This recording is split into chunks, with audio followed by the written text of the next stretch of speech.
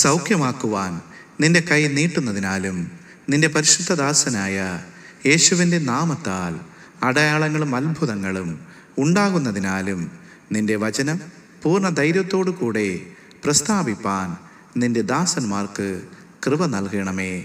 ഇങ്ങനെ പ്രാർത്ഥിച്ചപ്പോൾ അവർ കൂടിയിരുന്ന സ്ഥലം കുലുങ്ങി എല്ലാവരും പരിശുദ്ധാത്മാവ് നിറഞ്ഞവരായി ദൈവവചനം ധൈര്യത്തോടെ പ്രസ്താവിച്ചു. അപ്പോസ്തല പ്രവൃത്തികൾ 4-ാം 30-31 വാക്യങ്ങൾ. ഒരു നാളുമെന്നെ ഉപേക്ഷിക്കയില്ലെന്നു